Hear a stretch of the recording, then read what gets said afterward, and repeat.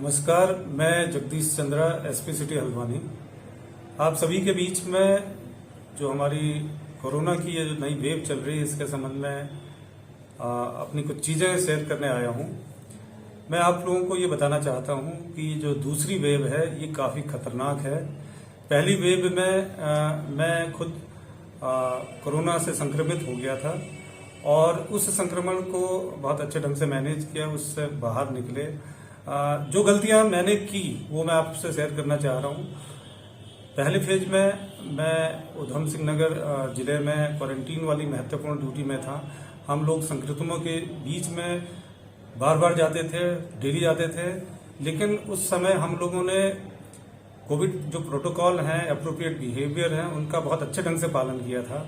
Mask लगाए, हाथ लगातार धोते रहे, सोशल डिस्टेंसिंग का पालन किया, घर जाके कपड़े चेंज करते थे, नहाते थे, धोते थे और तमाम सारी जितनी सावधानियां बरत सकते थे वो बरती। अक्टूबर नवंबर में जब कोरोना कम हुआ उसके बाद हमारे द्वारा लापरवाही की गई, हाथ धोना कम हुआ, मास्क लगाना भी छोड़ दिया था। इसी कारण से कोरोना से हम संक्रमित हुए। अस्पताल में मैं कुछ समय भर्ती रहा, लेकिन उस संक्रमण से उपचार और जो सावधानियां थी उनके कारण फिर मैं वापस ड्यूटी में आया।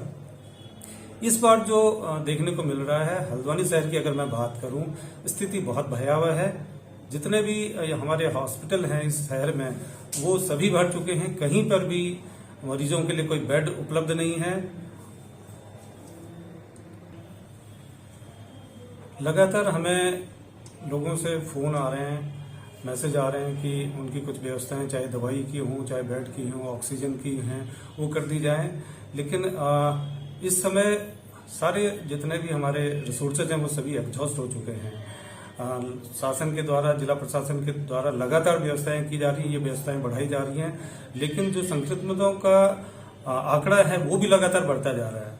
पिछली बार और इस बार में ये अंतर है, जब पिछली बार किसी घर में कोई एक पॉजिटिव आता था तो बाकी लोग लगभग नेगेटिव होते थे, लेकिन इस बार अगर किसी घर में एक पॉजिटिव है तो उस घर के सभी लोग पॉजिटिव आ रहे हैं। इससे अंदाजा लगाया जा सकता है कि ये इस समय संक्रमण का कितना भयावह दौर है।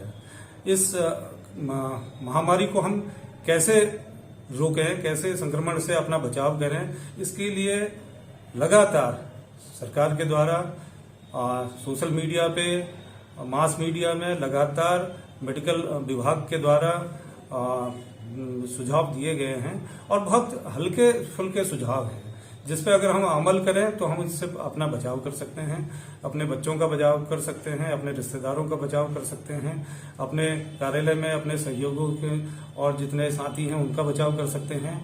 हमें रोजमर्रा की जिंदगी में मास्क हम लगाएं, सोशल डिस्टेंसिंग को फॉलो करें, हाथ लगातार धोते रहें, जहां पे पानी उपलब्ध ना हो वहां पे सैनिटाइजर का इस्तेमाल कर लें।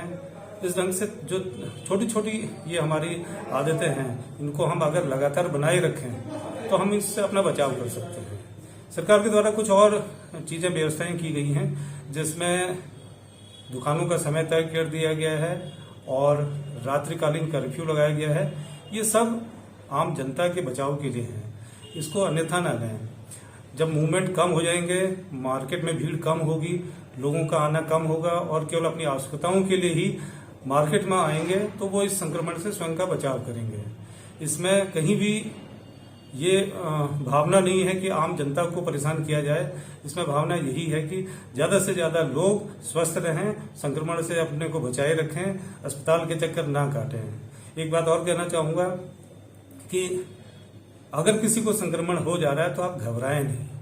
ये शुरुआती दौर में इसको हम घर पे ही मैनेज कर सकते हैं, इसलिए सरकार के द्वारा होम आइसोलेशन की व्यवस्था की गई है।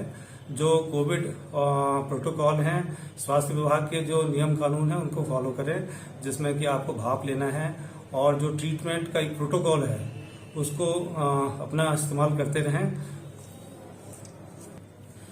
अनावश्यक रूप से बाहर न निकलें। घर में जो बुजुर्ग हैं और बच्चे हैं उनका ख्याल रखें। आप ये मानकर चलें कि अगर जीवन हमारा बचा रहा तो आजीविका चलती रहेगी। वो आने वाले समय में किसी भी तरह से हम अपने परिवार का गुजारा कर सकते हैं। इस समय जीवन को बचाना सबसे महत्वपूर्ण है।